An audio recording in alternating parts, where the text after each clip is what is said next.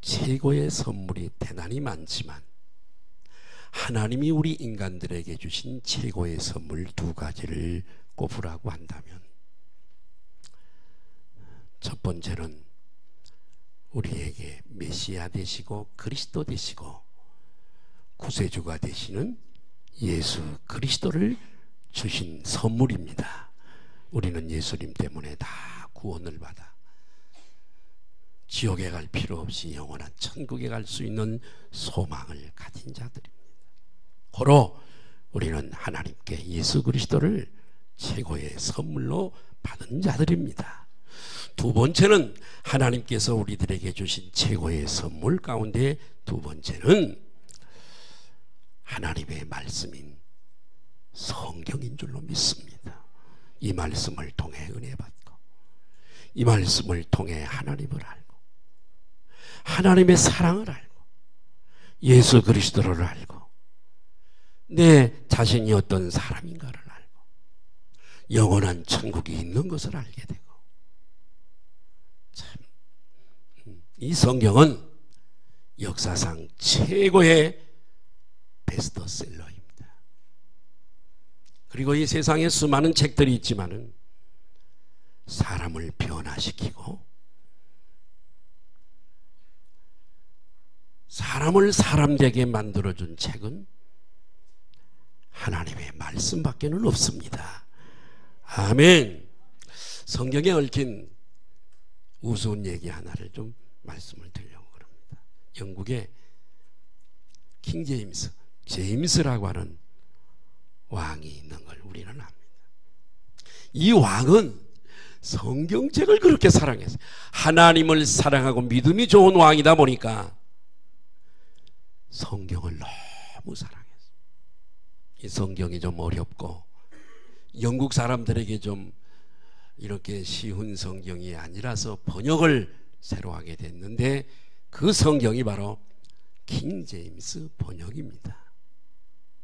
저에게도 킹 제임스 번역이 있어서 문맥이 좀 어렵고 그럴 때에 킹 제임스 번역 해석, 그 번역을 보면 참 이해가 쉽게 되고, 우리 성경에는 가끔 가다가 사복음서를 이렇게 볼 때 없음 하고 앞에 절에서 뒷절로 넘어가서 이상하다 그러지만 킹 제임스 번역에는 없는 구절이 없이 착실하게 다 들어가 있는 걸 발견할 수가 있습니다. 이 제임스 왕은 대단히 믿음이 좋은 왕인데, 그래서 이 성경을 정말 은혜롭게 원문에 입각해서 정말 오류가 없도록 번역을 잘 해놓았는데, 지금도 킹 제임스 번역은 우리 보수주의 신학자들이나 목회자들이 보는 권위 있는 성경인데요. 그런데 왕으로 재임하던 시절에 반역자 한 사람이 있어서 사형 언도를 받게 됐습니다. 머지않아 형장에 이슬로 사라져야 할 반역자입니다. 그런데 이 왕이, 제임스 왕이 한 번은 감옥을 이렇게 시찰을 하는데 그 사형수가 왕에게 이렇게 얘기를 합니다. 왕이시여, 한 가지 부탁드릴 얘기가 있습니다. 뭐냐 얘기해봐라. 왕이시여, 나는 사형수입니다. 나에게 한 가지 소원이 있습니다. 그래, 그 소원이 무엇인가 얘기를 해봐라. 그랬더니 저가요, 왕께서 번역하신 킹 제임스 번역 성경책을 한번 읽고 죽고 싶습니다. 왕은 성경을 믿음이 좋은 왕이니까 성경을 사랑해서 성경을 한번 읽고 죽겠다고 하고, 가뜩이나 자기가 번역한 성경책을 한번 읽고 죽겠다 그러니까 기분이 썩 나쁘지 않아서, 그래 그러면 성경책 한 권을 읽어라, 이렇게 얘기를 했어. 가끔씩 가서 물어봤습니다. 왕이 관심을 가지고 성경은 다 읽었느냐? 이렇게 물어보니까 아닙니다. 성경이 전체로 치면 3만 구절도 더 넘는 구절인데 저는 한 절씩만 읽고 한 절씩 연구를 하고 그 연구가 마치면 또 한 절씩 그렇게 읽어가고 있습니다. 그러니 3만 절을 언제 읽고 사형은 또 언제 시킵니까? 왕이 그래도 성경을 한번 읽고 죽겠다 그러니까 가만히 왕이 잠깐 생각해. 그래, 알았어. 너 집에 가.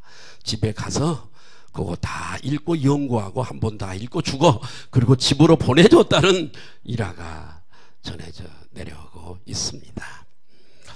이 사형수는 뭐 때문에 살았을까요? 성경 때문에 살았습니다. 여러분, 우리도 그렇잖아요. 예수님 때문에, 이 복음 때문에 영으로 죽었던 우리가 딱 죽고 숨 떨어지는 순간에 악한 영들이, 무시무시한 악한 영들이 와서 우리를 지옥으로 끌고 가서, 지옥은 일방통행인데요, 되돌아올 수 있는 탈출구가 없다는 얘기예요. 거기서 영원히 최고의 고통을 당하면서 살아야 되는데, 예수 그리스도 덕분에 하나님이 우리에게 계시해 주신 이 말씀 덕분 때문에 우리가 다 구원을 받아 오늘도 찬양을 드리고 하나님의 말씀을 듣게 되는 줄로 믿습니다. 영국의 대수학자요 철학가인 화이트헤드라고 하는 유명한 사람이 있습니다. 믿음이 좋은 사람입니다. 수학자요 철학자인데 말이에요.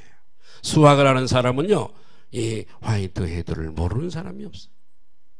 그런데 성경에 대해서 그는 이렇게 얘기를 했습니다. 성경은 나그네 인간의 안내서예요. 나그네로 살아가는 우리 인간들의 안내서, 매뉴얼이라는 거죠. 또 순례자의 먼 길을 순례하는 순례자의 지팡이요, 조종사의 나침판이요, 십자가 군병들의 무기요, 크리스찬의 생활의 헌장이요, 성경으로 낙원이 회복되고 성경으로 천국이 열리고 성경으로 지옥의 문이 닫혀지며 환희의 성경은 읽을 때마다 환희의 강물줄기가 되며 성경은 빈머리를 채워주고 무지한 정말 배움이 없는 권사님들이라도 성경을 많이 읽어보니까 누구보다도 유식하게 돼요. 성경은 빈머리를 채워주고 마음을 지배하고 행동을 이끌어주는 책이 살아있는 하나님의 성경 말씀이다, 이렇게 유명한 말을 했습니다. 저는 오늘 여러분들을 모시고, 저희가 조금 좀 이게 누그러진 것 같은데 세상에 제가 태어나서 제일 추운 것 같아요. 얼마나 추운지 밤이 찢어질 것 같아. 그렇게 춥더라고요. 스피커를 고치려고 저 잠옷실에 스피커가 잘 나오는지 모르겠어. 저걸 싣고 청계천에 가서 저걸 차 종묘 주차장에다가 대고 청계천에 한참 먼데 스피커를 들고, 무거운 스피커를 들고 고치러 가는데 얼마나 춥던지. 응? 여러분, 이렇게 예배를 드리는데 그냥 가만히 되는 게 아니에요. 보이지 않는 손길들이 여러분의 예배를 돕기 위해서 많이 애를 쓴다는 걸 기억해 주셨으면 좋겠어요. 네. 그래서 저는 오늘 여러분들을 모시고 성경 말씀이, 하나님의 말씀이 우리 삶에 얼마나 도움을 주고 얼마나 은혜를 주고 축복을 주는지 중요한 일을 살펴보려고 합니다. 그래서 오늘 이 말씀을 통해서 말씀의 중요성을 깨달으시기를 바라고, 할렐루야, 하나님의 말씀을 가까이 하는 것은 하나님을 가까이 하는 것이므로 오늘 이 말씀을 통해서 큰 유익이 되고 축복이 됐으면 좋겠습니다. 저는 한 세 가지 정도, 두세 가지 말씀을 드리려고. 첫째로 성경이 무엇인가 하는 거죠. 성경이란 뭘까? 성경은 살아있는 하나님의 말씀입니다. 여러분, 모든 종교에는 다 경전이 있어요. 제가 자주 말씀드리지만은 불교에는 8만 대장경이 있어요. 어떤 이제 중절에서 스님들은 다 8만 대장경을 근간으로 외우기도 하고 목닥을 두드리면서 수양을 샀습니다. 유교에도 우리나라는 유교의 국가라고 해도 옛날에 유교 어른들이 다 유교를 신봉했거든. 유교도 사서삼경이라고 하는 책이 있습니다. 삼강오륜이 있고요. 임금에게 어떻게 해야 되고, 부모에게 어떻게 해야 되고, 다 그런 내용들이 거기에다 들어있는데요. 그 다음에 이슬람교회는, 이슬람교 회교에는 코란경이 있습니다. 우리 기독교회는 정경, 캐논, 자라고 하는 의미가 있는 이 성경이 있고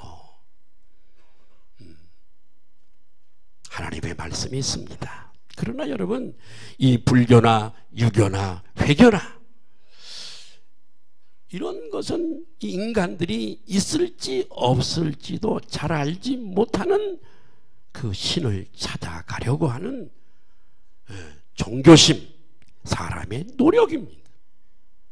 그리고 여러분, 저들이 펴낸 책들은 저들이 가지고 있는 경전이라고 일컬는 책들은 우리보다 조금 머리가 좀 뛰어난 사람들의 창작물에 불과해.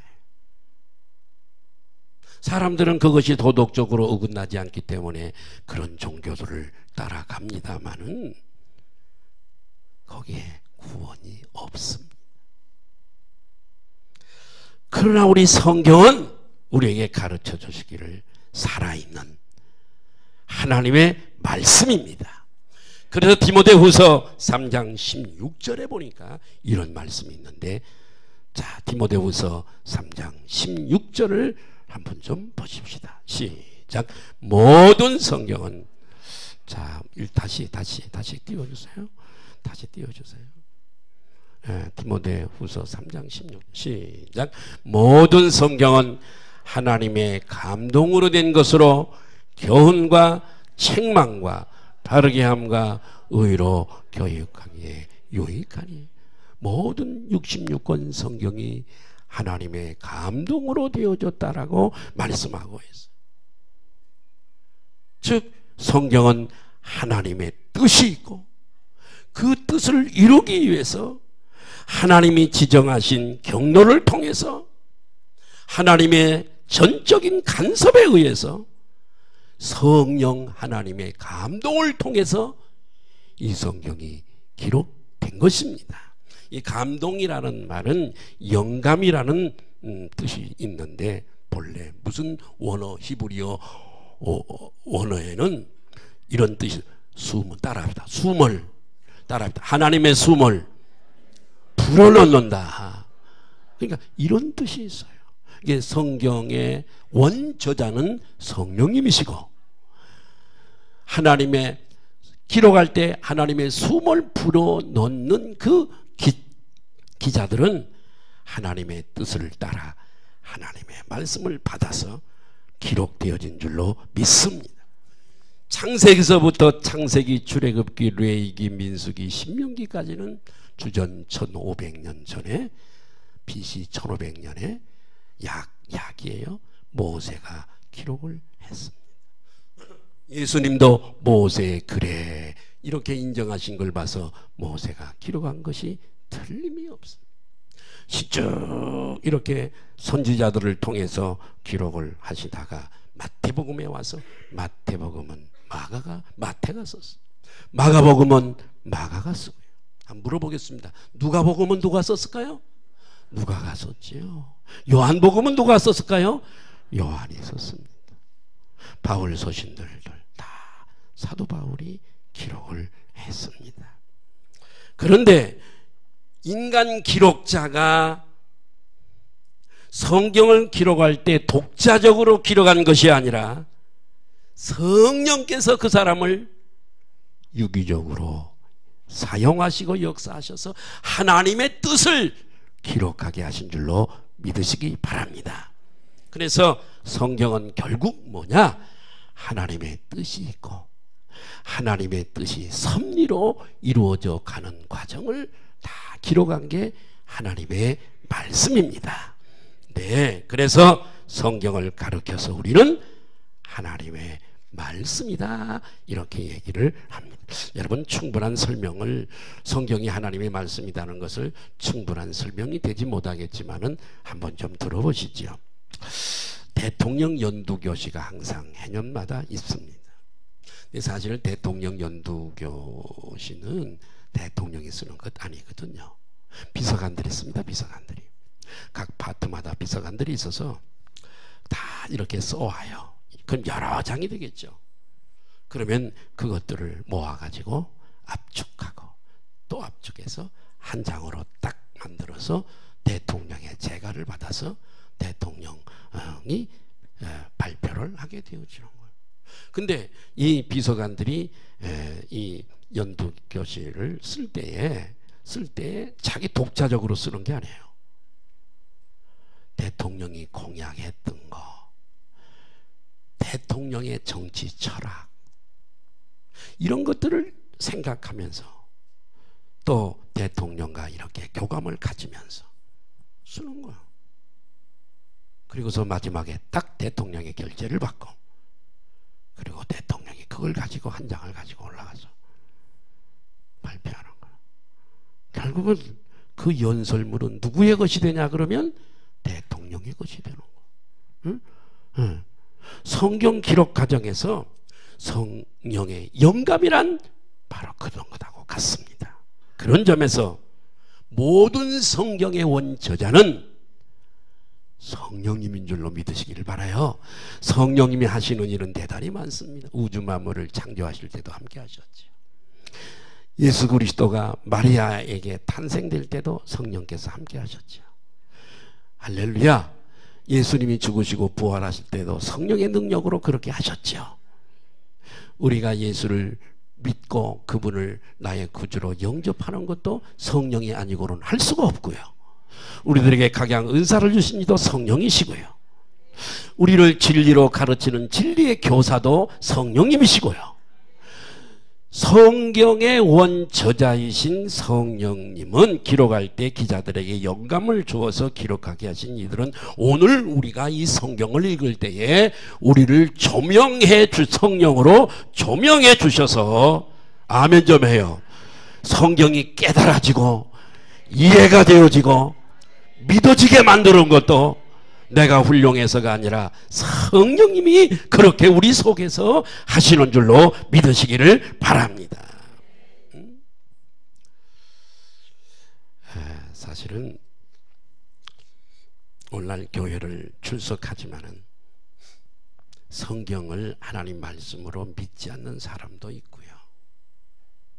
세상 사람들은 말할 것도 없고요. 어떻게 이것이 하나님 말씀이냐 이렇게 말씀하는 분들이 있습니다만은 성경이 우리들에게 가르쳐주는 하나님은 따라하십니다. 하나님은 벙어리 하나님이 아니시다. 벙어리는 말을 할 수가 없어요. 하나님은 벙어리가 아니시라 영으로 계시고 전능자이신 이 하나님은 피조물인 우리 사람들에게 꾸준히 말씀하시려고 애를 쓰셨어요. 할렐루야. 자, 이 사람들과 소통을 하려고요 여러 가지 방법을 사용해요. 그것이 실제 존재하는지 없는지 성경에 없는 얘기니까 우리는 거기에 대해서 침묵합니다만 외계인 있잖아요. 그 사람들의 외계인만 연구하는 사람들이 또 있어가지고 외계인들이 존재하면서 비행기 없이 간헐적으로 나타나기도 하고 끊임없이 우리 사람들에게 접촉을 시도하고 알리려고 하지만 사람들이 그걸 깨닫지 못하는 것다고 하죠. 그러면 성경에 없는 얘기니까 우리는 그런 것들을 뭐 인정하거나 뭐 믿을 이유가 없습니다만은 전능자이신 하나님은 우리들에게 꾸준히 이렇게 소통하기 위하여 여러 가지 방법을 사용하세요. 여러 가지 방법 중에 몇 가지를 소개해드리면, 하나님께서 시나이 마운틴, 시내산이죠, 모세를 불러올리세요. 할렐루야. 모세에게 개인적으로 여러 가지 말씀을, 우레 속에서도 말씀을 하시던 그 하나님이 이제는 인간들에게 말씀을 하시기 위해서 어떻게 하시냐면, 돌판에다가, 돌판, 하나님께서 불러내리셔서 글을 새기세요.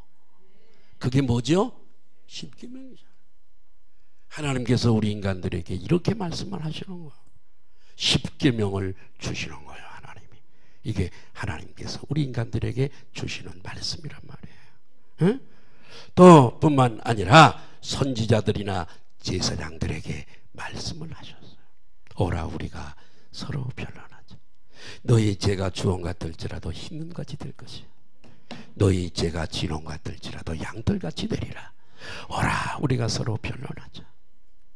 그러니까 하나님께서는 선지자들이나 제사장들을 통해서 직접 많은 말씀을 성경에 하셨습니다. 이해가 되시면 아멘 하십시다. 또 여러분, 머리가 좀 나쁜 한 제사장이 있었습니다. 영적 눈이 어두운 제사장이 있었어요. 발람 선지자죠. 발람 선지자. 하나님께서 이 머리가 둔한 선지자에게 당나귀의 입을 열어가지고 당나귀가 발람에게 말하게 하세요. 하나님이 사람에게 말씀하시는 수단이에요. 따라합시다. 하나님은 당나귀를 통해서도, 여러분 어떻게 짐승이 말을 해요? 짐승이, 제가 닭장에 갔을 때 닭이 나한테 말을 하면 기절하고 까무러질 겁니다. 근데 하나님은 하실 수가 있더라고요. 아니 당나귀가요, 당나귀가 발람 선지자에게 말씀을 얘기를 하더라니까요. 하나님의 뜻을 말씀하시더라니까요. 와, 여러분 하나님은 전능자세요. 이해가 되시면 아멘 하십시다. 그런데 여러분, 그런 것들이 성경에 무수히 많습니다. 그런데 이 모든 마지막 날이란 예수 그리스도의 초림과 예수 그리스도의 재림 사이를 정말 마지막 날이라 이렇게 말씀하는데, 이 마지막 날에는 그분이 직접 찬란한 안락한 그 천국을 버리고 인간의 몸을 입으시고 이 땅에 오셔서 33년 동안 세상에 사시면서 직접 말씀을 하시는 거예요. 할렐루야. 사복음서에 있는 말씀들 직접 말씀을 하시는 거예요. 수고하고 무거운 짐진 자들아 다 내게로 오라. 내가 너희를 쉬게 하리라. 인자에 온 것은 잃어버린 자를 구원하려 하심이라. 계속 직접 말씀하시죠.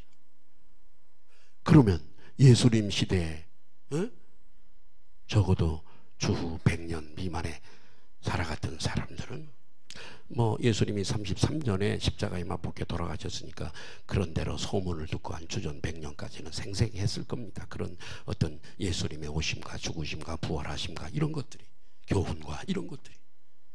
근데 그 외에는 이제는 희미해져 가고 우리는 벌써 거기로부터 2000년 이상이 떨어져 있잖아요. 그런 우리들을 위해서 하나님께서 이 말씀을 우리에게 주신 줄 믿습니다. 이 말씀. 그래서 예수 그리스도가 특별 계시고 말씀이 특별 계신 거예요. 얼마나 귀한 말씀인지 몰라요. 히브리서 1장 1절을 띄울 수 있으면 한번 좀 띄워줘 보세요. 1장 1절 2절 한번 좀 잠깐 보시겠어요? 하나님은 꾸준히 우리들에게 말씀하시는 분이셨어요. 이렇게 히브리서 1장 1절 빨리 좀 띄워줘요. 내가 1장 1절은 내가 사인을 안 줬었는데 우리가 찾는 게 빠를까? 찾읍시다. 가까이 있어요. 거기. 자, 히브리서 1장 1절 중요한 절이니까 1장 2절 1절 2절 같이 한번 보겠습니다. 히브리서 조금 앞으로 가면 거기 있어요. 시작. 옛적에 선지자들을 통하여 여러 부분과 여러 모양으로 우리 조상들에게 말씀하신 하나님이 이 모든 날 종말이죠. 마지막에는 예수 그리스도를 이 땅에 보내시고 아들을 통하여 우리에게 말씀하셨으니 이 아들을 만유의 상력자로 또 그로 말미암아 모두 할렐루야 이렇게 말씀하신단 말이에요. 하나님. 응? 성경 말씀을 우리가 참 알고 깨달으면 사랑할 수밖에 없고 믿을 수밖에 없습니다. 자, 두 번째로 저는 성경은 말씀의 거울이다 하는 거죠. 두 번째 한번 읽을까요? 시작. 성경은 말씀의 거울이다. 아침에 거울들 보고 오셨나요? 미정 집사님 아침에 거울 봤어요? 나도 봤어요. 머리도 감고 면도도 하고 거울을 봤어요. 근데 여러분 성경은 말씀의 거울이래요. 예, 야고보서 1장 23절을 한번 보겠습니다. 야고보서 1장 23절 한번 띄워줘도 괜찮고요. 야고보서 1장 23절 한번 보겠습니다. 같이 한번 봅니다. 시작. 누구든지 말씀을 듣고 행하지 아니하면 24절 제 자신을 보고 가서 그 모습이 어떠했는지를 곧 잊어버리거니와. 무슨 말이에요? 여러분 말씀을 거울에 비유하고 있어요. 거울을 이렇게 보고 말이에요. 여기가 껌댕이 묻었어요. 그러면은 이 거울을 보고 껌댕이가 묻었으면 빨리 가서 화장실로 가서 씻어야 되는데 거울만 보고 거실에 와서 얼쩡하다 보니까 잊어버렸어. 그리고 하루 종일 그냥 껌댕이 묻은 대로 살아가는 거야. 성경은 말씀의 거울이에요. 이 거울을 보고 나를 지적하고 내가 수정하고 고쳐야 될 점을 말씀했는데도 불구하고 그대로 살아가는 것은 마치 껌댕이 얼굴에 묻었는데 잊어버리고 안 씻는 사람하고 같다. 말씀은 성경은 말씀의 거울이다. 한번 같이 시작. 할렐루야. 성경을 보면요 자기 자신의 모습이 적나라하게 다 공개가 되어져. 여러분들이 아침에 보고 온 그 거울은 내 외모는 보여주지만 저 자소 내 마음속 깊은 곳에 있는 그런 건 보여주지 못해. 나의 깊은 곳을 보여주는 것은 하나님의 말씀밖에 없는 줄 믿습니다. 그래서 성경을 거울이라 그러는 거예요. 이 거울. 응? 그래서 이 말씀의 거울 앞에 자신을 탁 내놓고 고쳐가고 수정해가고 그러다 보면 인생은 점점 더 아름답게 되어질 줄로 믿습니다. 자, 그러면 구체적으로 우리는 이 말씀의 거울인 이 성경 앞에서 어떻게 해야 좋을까? 네 가지를 말씀을 드리려고 합니다. 자, 세 번째는 말씀의 거울 앞에서예요. 말씀의 거울 앞에서. 자, 첫째로 성찰입니다. 성찰은 뭐냐? 자기 자신을 돌아보는 거야. 자기 자신을 어떻게 하는 거라고요? 돌아보는 거야. 성찰은 자기 자신의 모습을 들여다보는 거야. 응?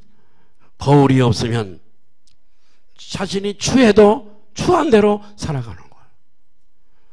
그래서 그 삶이 복되지 못한 거야. 그래서 여러분, 내면의 모습을 보는 것은 성경 말씀밖에 없어요. 그래서 성경 말씀은요, 능력이 있어서 내 내면의 병도 고치고 잘못된 것도 고치는 능력이 있는 줄로 믿으시기를 바라요. 그래서 히브리서 4장 12절에는 말씀의 능력을 이렇게 표현하고 있어요. 시작. 하나님의 말씀은 살아있고 활력이 있어 좌우의 날선 어떤 검보다도 예리하여 혼과 영과 및 관절과 골수를 찔러 쪼개기까지 하며 또 마음의 생각과 뜻을 판단하라. 하나님의 말씀은 죽어있다고요? 살아있다고요? 살아있어요. 지금도 이 말씀은 사람을 돌아오게 하고 도둑이 변하여 새 사람 되게 만들고, 의사가 쓰는 메스는요 예리해도요 암덩어리 뜯어내고 병든 거 뜯어내는 것밖에 못해. 메스가 아무리 좋아도. 그러나 하나님의 말씀은 영적인 말이에요. 양날선 검과 같아서 의사의 그 메스가 수술하지 못하는 마음속에 회개해야 할 것, 할렐루야, 숨어있는 그런 나쁜 것들, 그런 것까지도 다 회개시켜서 새 사람으로 만드는 능력이 있대요. 왜? 하나님의 말씀은 살아있으니까. 집도의가 사용하는 메스보다도 더 예리해서 그 메스가 할 수 없는 일을 하나님의 말씀은 한다 이거예요. 이해가 되시면 아멘 하십시다.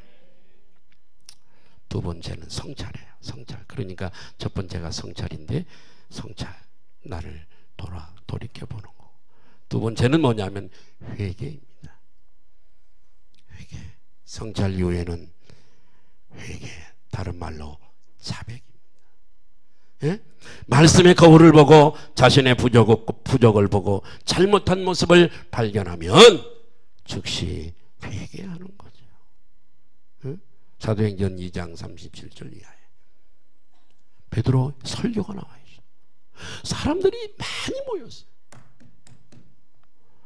베드로가 설교를 할 때에 예수님이 십자가에 못 박히기 전에 사람들이 예수를 십자가에 못 박아라, 그리고 바라바를 풀어줘라, 예수를 십자가에 못 박으시오, 그런 사람들이 거기 모인 거예요.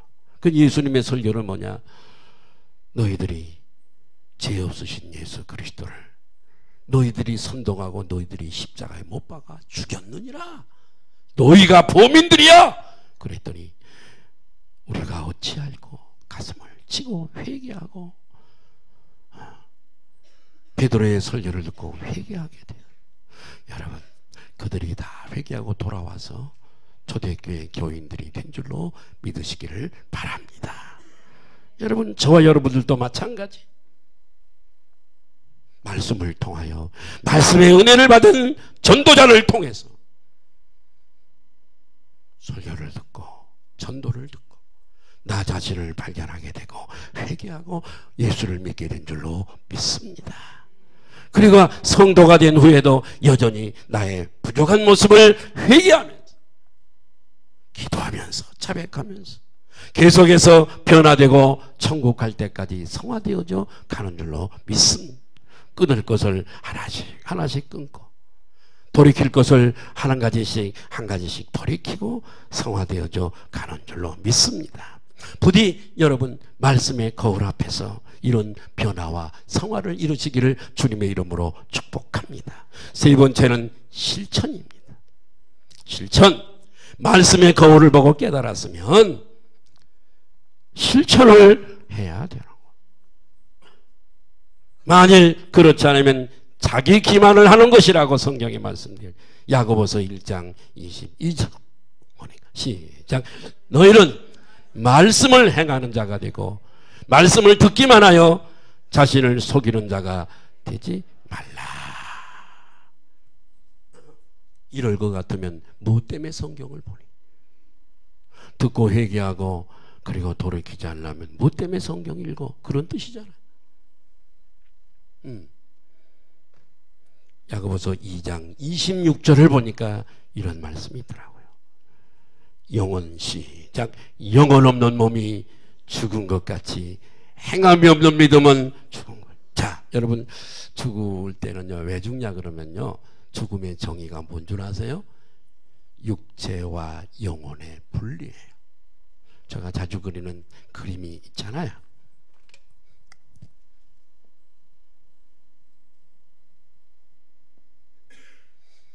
육체예요. 보이는 거죠? 여기 얘가 혼이에요. 사고하고 판단하고 결정하고 기능이에요. 정신계 기능이에요. 얘는 영이에요.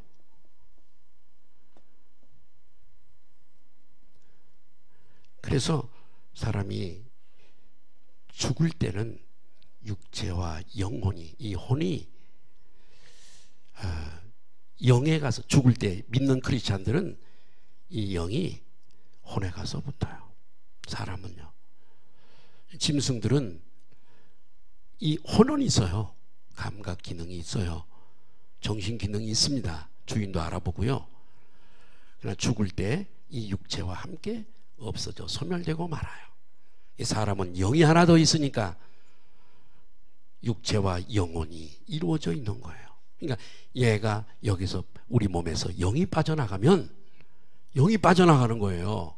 왜 영이 빠져나가냐? 더 이상 못 살아. 집이에요. 따라합니다. 육체는 내 영이 사는 뭐다? 집이에요. 하우스예요. 그러니까요. 여기 이제 3월 어저께도 우리 장소 빌려줬어요. 그래서 뭐 이제 이사 오면 우리 교회 나오겠다는 사람도 있고 그러더라고요. 집이 내가 모델하우스에 전에 가봤는데 이 우리 아파트 개념하고는 다르더라고요.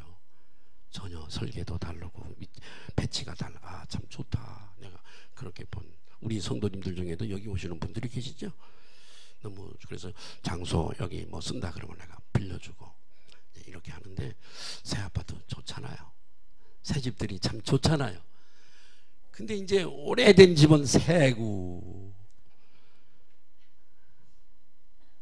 그러잖아요. 그러다가 이제 이게 이 집이 무너져 버립니다. 무너져 버려.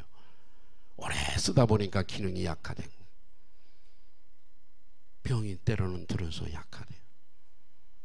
이 집이 무너지니까 이 속에 있는 영이 집이 없으니까 떠나가는 거예요. 그게 뭐라고요? 죽음이에요. 예. 그러니까 우리는 이럴 때까지 성화되어지고 변화받고 참 가치 있는 삶을 살아야 될 줄 믿습니다. 그래서 예수님도요 영혼이 없는 몸이 죽은 것 같이 행함이 없는 믿음은 뭐라고요? 우리가 교회를 출석해도요 행함이 없는 믿음이 죽은 믿음이라 그러죠. 죽은 믿음으로 교회 나오는 사람 있습니다. 믿음은 죽어 있어요. 나는 우리 교회 성도 한 사람도 그런 사람이 없기를 바랍니다. 그래서 예수님도 이렇게 말씀하세요. 행함의 중요성을 얘기하는데 마태복음 7장 21절 이런 말씀이 있습니다. 시작. 나더러 입으로만 믿는 사람들이에요. 입으로만 믿어. 입으로는 청산유수야. 보세요. 나더러 시작. 나더러 주여 주여 하는 자마다 다 천국에 들어갈 것이 아니요 그러잖아요. 아니요 그러잖아요. 다만 하늘에 계신 내 아버지의 뜻대로 행하는 자라야 들어간다라고 말씀을 하고 있습니다. 이처럼 믿음과 행위가 일치되는 일치되어지는 것을 가리켜 신행일치라고 얘기를 하는 겁니다. 그래서 이런 성도가 그리스도인이고 주님의 사랑을 받게 될 줄로 믿습니다. 요한복음 14장 21절을 보면 이런 말씀이 있습니다. 시작. 나의 계명을 가지고 지키는 자라야 나를 사랑하는 자. 다시 한번 시작. 나의 계명을 가지고 지키는 자라야 나를 사랑하는 자. 나를 사랑하는 자는 내 아버지께 사랑을 받을 것이고 나도 그를 사랑하여 그에게 내가 나타나서 내가 살아있다는 걸 경험하고 체험하게 해준다는 거죠. 이 말씀을 믿으시면 아멘 하십시다. 부디 저와 여러분들은 말씀을 가까이 하시고요, 거울만 많이 보지 말고 영적인 거울을 많이 보아서 말씀의 거울 앞에서 하나님의 뜻을 발견하고 실천함으로 말미암아 여러분 하나님이 주시는 축복을 풍성히 받아 누리시기를 주님의 이름으로 축복합니다. 마지막 네 번째는 기도입니다. 사실은 우리가 사람인지라, 목사도 마찬가지, 우리 장로님들도 마찬가지, 우리 성도님들도 다 마찬가지, 말씀대로 100% 살기가 쉽지가 않습니다. 연약성에 휩싸여져 있기 때문에 그래요. 그렇기 때문에 우리는 무엇을 해야 돼요? 기도해야 돼요. 부족하고 연약하기에 성경 말씀을 완전하게 실천할 수 없기 때문에 성령의 도우심을 구해야 돼요.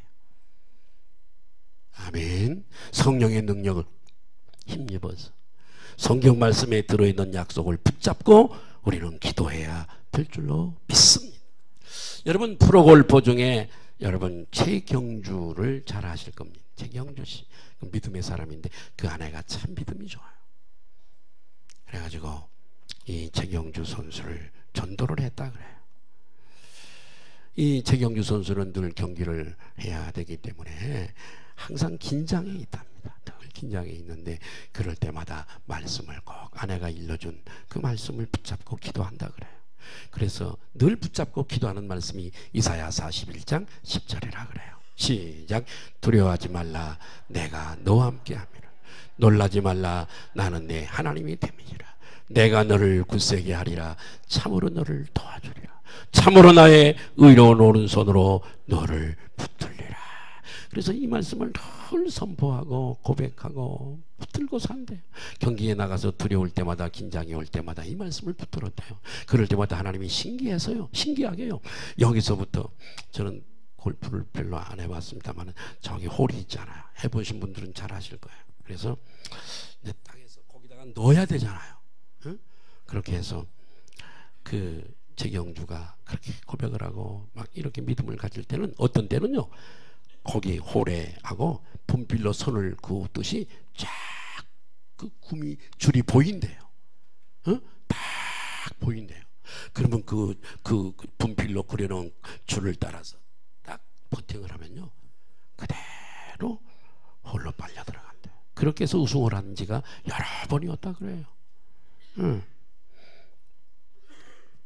그래서 그분이 간증하는, 그렇게 우승을 하게 됐다고 간증하는 얘기를 들었습니다만은, 영국의 정치가요 노예제도, 이 말씀드리고 마치려고 그럽니다. 영국의 정치가로 노예제도 폐지에 앞장을 섰던 한 사람이 있는데 윌리엄 월퍼포스라고 하는 사람이 있습니다.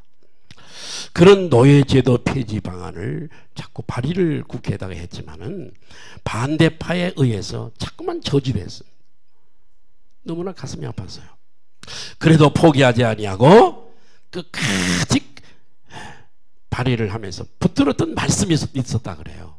이 말씀을 붙들고 계속 노예 제도 폐지를 부르짖어 국회에서 그걸 통과시키려고 했는데, 그때 끝까지 붙들고 놓지 않고 이 일을 하게 했던 말씀이 갈라디아서 6장 9절이었다 그래요. 말씀은 살아있고 우리에게 능력을 주시는 줄로 믿습니다. 같이 한번 볼까요? 시작. 우리가 선을 행하되 낙심하지 말지니 포기하지 아니하면 때가 이름에 거두리라. 다시 한번 시작. 우리가 선을 행하되 낙심하지 말지니 포기하지 아니하면 때가 이름에 거두리라. 그래서 이 약속을 붙잡고 계속해서 기도했다 그래요. 그래서 병이 들어서 병상에 누웠어요. 이분이요 병상에 누웠는데 마침내 병상에 누워 있으면서 마침내 법안 통과 사실을 전해 들었어.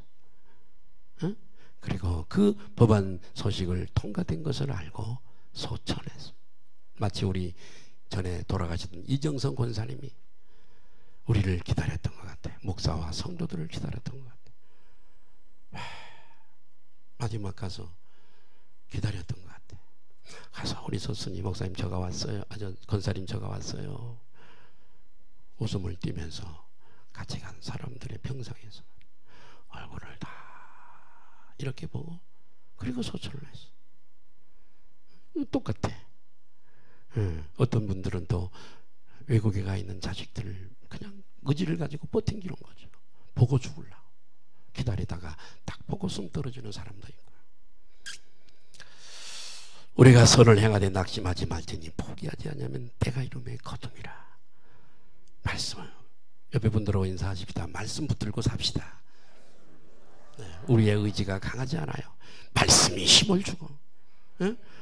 여러분 하루에 거울을 몇 번이나 보십니까? 우리 영혼과 삶을 위해서도 육신의 거울 몇 번씩 보고, 전철에 가면 그거 컴팩트 꺼내가지고 화장도 고치고 하는 분도 있고 그렇습니다. 참.